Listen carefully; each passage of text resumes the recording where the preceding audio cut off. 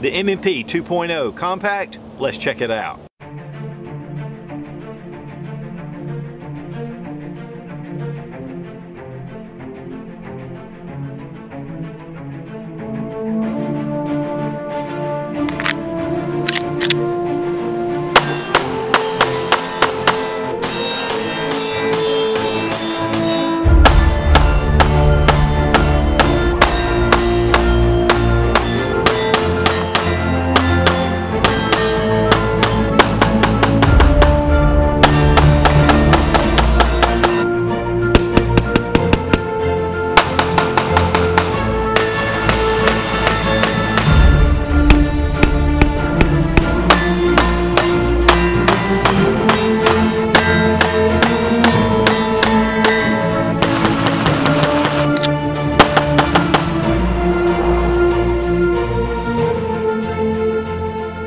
Guys, I get a lot of requests to review different firearms, and when I get a lot of requests for one particular gun, I start to really take a look at it. And here lately, I've gotten just a ton of requests to review the Smith & Wesson M&P 2.0 compact. This is just a great medium-sized firearm. Now, one thing that's funny about Smith & Wesson is they've always had the standard M&P for a number of years. I think it's been about 12 years. And then they have the subcompact size. They never got into that in-between size. And guys, the Model 19 Glock has really been king of that perfect size for a full-size gun feel, and yet something you could carry every day. So I got in touch with Nate at gunprodeals.com and told him I was really looking to review one of these pistols. And he was more than happy to send it over for this test and evaluation. And I want to thank Gun Pro Deals for being one of the sponsors of the channel. The funny thing is I ended up just buying this pistol from Gun Pro Deals because this is a really great design from Smith & Wesson, and there are a lot of cool features we're going to take a look at. The Smith & Wesson M&P 2.0 compact. That is a mouthful, and this is the 9mm version. It does also come in a .40 caliber, and it also comes in a frame mounted safety right here if you want that option, with either 9mm or .40. With the 15 rounds for the 9mm, 13 rounds for .40. We're going to go ahead and take a look at, make sure the gun is unloaded, drop the magazine, check the chamber, and the gun is empty. We do have two 15-round magazines, as I mentioned. These are steel magazines. They have a nice polymer base plate, and they have the gray followers. We're going to go ahead and insert it as well, just to go ahead and show some of the features. Now, this is of course, polymer frame pistol. The slide is a stainless steel slide, and it has an Armorite finish on it, which, you know, is some kind of Tenifer type finish or nitride finish. It's really smooth. You know, Smith & Wesson does a great job. All the laser engraved cuts are very clean, which is typical, and it just has a nice sheen to it. It's a matte finish. One of the big things about that they've upgraded is their grip, and as you see, it's a pretty aggressive texturing, much more so than the original Smith & Wesson. In fact, it is fairly aggressive, just to be up front with you. This really helps at the range. It makes this gun very easy to grab hold of and to hold on to. But if you're going to conceal carry it, especially without some kind of undershirt on, it can be very aggressive. In fact, it's really uncomfortable. Of course, we have our magazine release right here, and this is switchable to the other side if you're a lefty. And then, of course, it does not have a magazine disconnect, which I love. Unless you're in law enforcement, and I can definitely understand why you would want it then. But it has the Axis type trigger system, which is a pivoting arm. A little bit different than a lot of the polymer striker fire pistols. You can see that as you turn it, that little block just relieves itself into the trigger. The trigger has been improved, and we're going to take a little bit closer look at that in a minute. But the original M&Ps, the trigger has always been it's been not that great, just to be honest. And there are a lot of extra triggers out there, but to me, this actually is doable. So, you know, again, we're going to look at that in a minute. Now, we have our slide release or our slide stop right here. It's pretty minimal, and we also have it on the other side. We have our disassembly lever right here, and we'll look at that in a minute. And then, of course, a Picatinny rail at the front with 3 slots. I really like that. That's going to give you a wide range of different lasers and lights to be able to use on this handgun. The trigger guard is ample, and it is rounded off. One thing that I do like about Smith & Wesson handguns especially on the M&P series, are the serrations. They have kind of a scale type serration, and when you grab it, it really grabs into your finger. I mean, you can feel how easy it is to pull back. And really, to be honest with you, it has a really good look to it. Here on the front, they have some partial serrations right here. This is not really made to rack the slide. It's really made for press checks. I mean, that is the reason it's there. So it's going to be fairly difficult to rack the slide like that, but it can be done. The recessed area right here in the slide makes it nice, gives it kind of a tapered, more of a tapered feel to it, and then here at the front is kind of beveled off. Now right through here in these little pockets you can see metal underneath. We're going to look at that a little bit more in just a second. But this is a rail chassis that fits inside. It gives it more strength. It gives the polymer less flex, and it's not going to warp as much. I mean, especially when firing. And this is a big plus for the Smith & Wesson M&P. The barrel is 4 inches, and it is a stainless steel barrel with an armorite finish as well, just like the slide. Now you can see your sights dovetailed in the front and in the back, kind of a Novak style, low profile sights. They're a 3-dot variety, and then you can see the front. These sights are very visible at the range with the white dots. I really like this sight setup. Of course, you can see the texturing on the back slide plate. The barrel does have a crown, so that's going to protect the muzzle. And of course, the front of the slide is just flat. Now, as I mentioned, the slide stop is ambidextrous. We're going to go ahead and bring it back and lock it into place. On this side, it can be a little more difficult to drop the slide. I'm going to go ahead and put a dummy round in here just to kind of test it, not just against the magazine follower. But you can tell, there it goes. But it is a little bit more force that's needed to be able to drop it. Now, it does come in a nice solid box.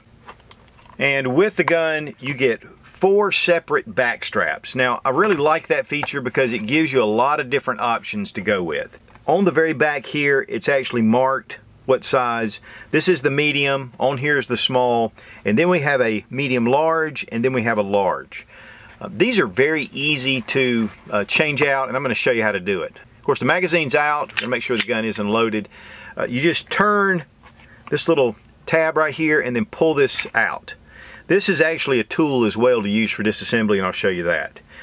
Then your back strap just comes right off. Now, there is a small cavity in the back which corresponds here, but there's a small lip here at the top that fits up into the pistol. And so as you're putting it in, you're going to have to get that lip in first, and then we just bring it right here into place. Now, the small tool just fits in. It can go either way. One thing I found is you've really got to push it up and connect it. There we go, to be able to get it into place once you change these grips out. Just making sure your grip is in solid. Now, the larger grips, it's a little bit tighter when you're putting it in. I just replaced the small one and it was much easier to get into place. So just a side note. Now, included are 2 spacers that actually fit a full-size magazine. So here we have a full-size M&P. This is an older type magazine, but they're still interchangeable. Just slide it over, nestle it into place. Now you have a 17-round magazine in the compact. One thing about this is it's really important is to use that spacer, because if not, you can actually overextend your magazine and it can cause malfunctions. Now, of course, one of the big things to look at is the Glock 19 compared to the Smith & Wesson 2.0 compact. That's really what, to me, Smith & Wesson was trying to achieve, is to get that good size, that perfect size for concealed carry and as a range gun. So we're going to take a look just briefly at a couple of the dimensions that are different. Really, you know, you guys know a lot already about Glock and Smith & Wesson. We will be going into more detail later, but I just want to show you the direct dimensions of which one is larger and where it's larger. As far as the grip length, they're pretty much identical. Now, as far as the slide length, the Smith & Wesson M&P is just a touch longer. One of the things that's kind of an illusion is the barrel sticks out just a little bit on the Glock, whereas on the Smith & Wesson M&P it does not. So it's really probably about less than 1/4 of an inch difference. Now, here we have a lineup of comparable compact pistols. The Glock 19 is the smallest. The Smith & Wesson M&P 2.0 is next. Then we have the SIG. This is the P320. This is the compact size, and as you can see, it's just a touch longer than your Smith & Wesson. The CZ P10C, Again, about exactly the same size as your SIG P320. Then we have the Canik TP9 SF Elite, which is just a little bit taller than the rest. Guys, there's really not a lot of difference between the Glock and the Canik, but every little bit counts when you're concealed carrying. At the range, it really doesn't matter. Now we're going to get into it more in depth in a future video with comparing these two pistols, but one of the things I do want to point out is the Glock Model 19 Gen 5 weighs 24 ounces exactly, while the Smith & Wesson 2.0 Compact weighs 26.8. One of the big reasons for that is the stainless steel insert, rail insert here, which is going to give you more strength. So just something to note. And the overall length is 7.3 inches. Now we're going to take a look at the trigger. The gun has been safety checked. So we're going to pull the trigger back. It's pretty smooth up front, and then you hit, feels like the trigger bar is, we're getting a little bit of abrasion somewhere. You can hear it. Right about there. And then we hit the wall, and then we have the snap. It's not a super crisp snap, but this is definitely better than the original M&P. Really, the trigger itself is not all that great, but definitely an improvement over the original. As far as reset, it's audible and tactile, and it's right about there. And we have a nice clean break. As far as trigger pull weight, 5 pounds 3 ounces, 5 pounds 7 ounces, 5 pounds 3.5 ounces. I want to thank Freedom Munitions for sponsoring the ammo. You get a 5% discount using Suit00 at freedommunitions.com. One thing I will say about these magazines, they're a little stiff. This is the first time I've loaded them, and I had read one place where they said that it was a lot more difficult to load than Glock mags, and that is true. So guys, as soon as I picked up the pistol, I got home, went down to the range, and went ahead and put this gun through its paces. I had heard already so much about this pistol, and again, with all the requests to do the review, I was really looking forward to finding out what the big uproar was about. And guys, I'm going to tell you a couple of things. The grip is that rough texture grip, and it's great at the range. I mean, you really feel like you've got a great grip on the handgun. And again, it shoots just like a full-size pistol, because honestly it's pretty much a full-size pistol, and it gives you a good gripping surface. I love the grip angle with the way they've got that 18-degree grip angle. It makes it a very natural feeling gun. The ergonomics is just, it really fits just right in the hand. Getting those follow-up shots was really easy. The sights, they show up very well. They're just regular white 3-dot sights, but there's something about that sight picture that really makes it excellent for accuracy.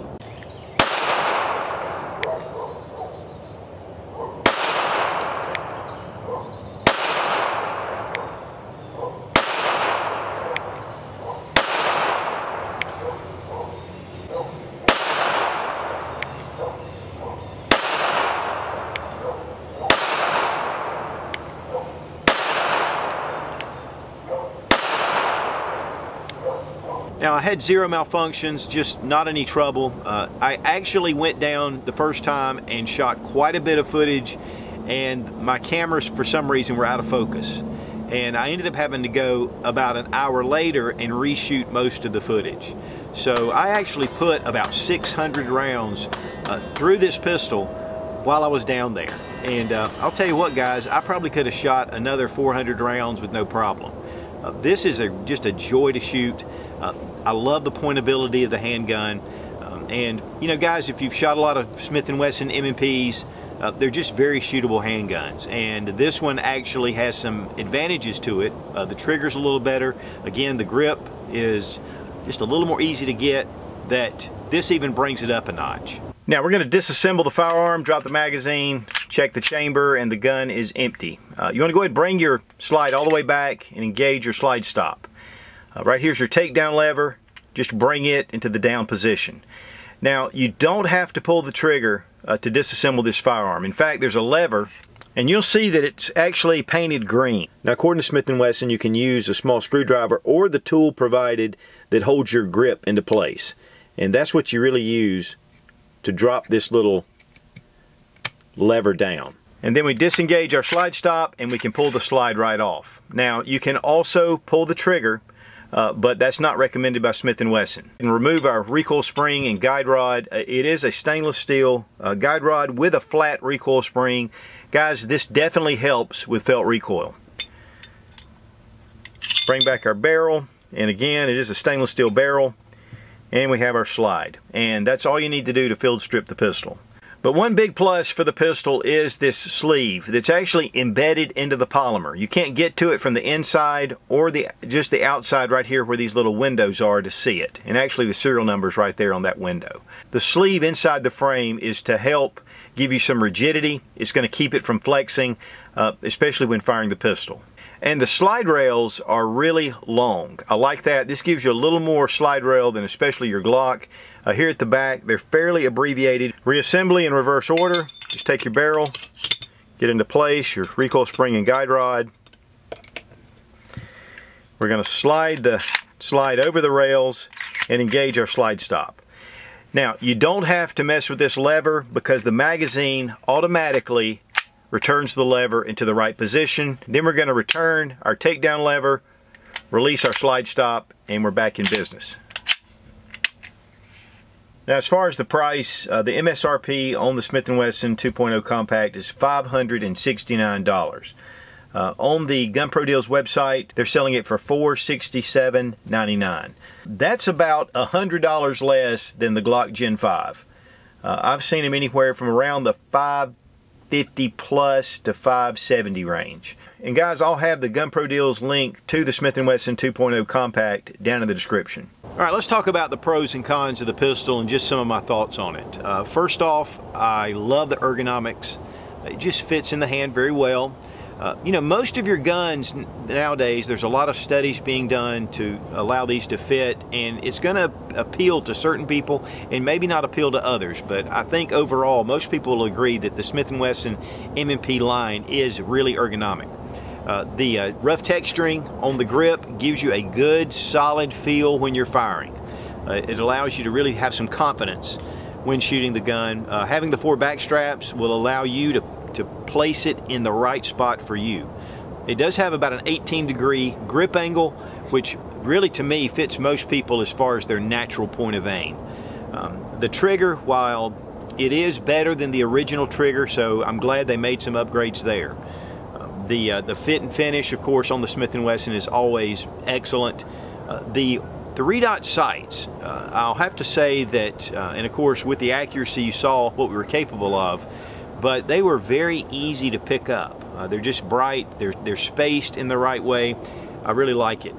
You know, the thinness of the gun is nice. It gets really close to where the Glock is, which to me is ideal. With the ambidextrous slide release, you know, that gives you an extra feature, and you can move the magazine release to a different place. I like the extended Picatinny rail with the 3 slots. Gives you a lot more options. Overall, this gun is extremely pleasurable to shoot and definitely a winner, hands down. Now, some of the cons that we have is, for one thing, the texturing. While I like it while shooting, I don't like it inside the pants holster. A lot of times I'll just wear a t-shirt, so this can get on your bare skin, and I'll tell you guys, it's rough. Some guys are already talking about maybe, you know, sanding that down a little bit, or, you know, taking off the edge. But I would highly recommend, if you're going to carry this concealed, that you have some kind of undershirt under it. Now, as far as the slide release on that other side, that's one con, just because it's very difficult, especially if you're a left-handed shooter. You're going to have a little more trouble hitting that slide release. But I'll tell you guys, other than that, I think that this pistol is definitely a 9 out of 10 as far as what Smith & Wesson has put together. And one of the things I always try to say is, you know, guys, don't just watch one review to make a purchase. Look at different reviews, get a well-rounded perspective of the firearm before you make a purchase, because a lot of people, this will be the firearm that defends their life. And one thing I do want to say too is, a lot of times down in the comments I get, you know, Such only says positive things about any product. Guys, I always put pros and cons in my video, so get over it. And you know what? This gun, I will give it a big thumbs way up, because it's a great pistol. Now guys, again, I want to thank gunprodeals.com for sending the pistol and for their support of the channel. It's really been great, especially with all the YouTube demonetizing videos and just all the turmoil that's going on. It's really great to have some support from the industry. What I really love is that the Gun Pro Deals doesn't have any link to Smith & Wesson. Whatever, you know, we review, they don't tell me what to review, so it makes it nice just to be able to tell you exactly what I think, and that's what I've done. Be strong, be of good courage. God bless America. Long live the Republic.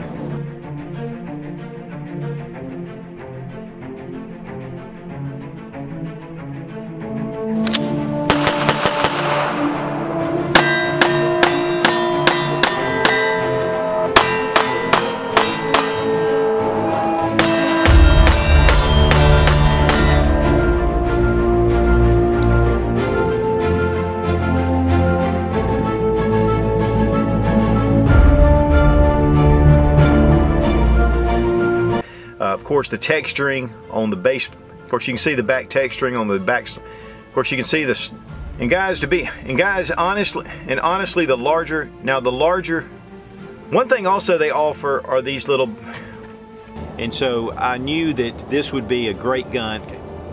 You do have some barrel protruding out of, okay. On the Glock you do have a little bit of the barrel protrusion. Okay. On the Glock the barrel is protruding. Okay. The barrel is protruding on the Glock. On the Glock, the barrel does protrude. And then we're going to bring the pistol. Oops. Then we're going to release our. Then we're going to go ahead and push our slides. And guys, I'll have the link. And guys, I'll have the direct link to. But guys, I'll have the direct link on. Guys, I'll have that in a second with the contact. Ah, man.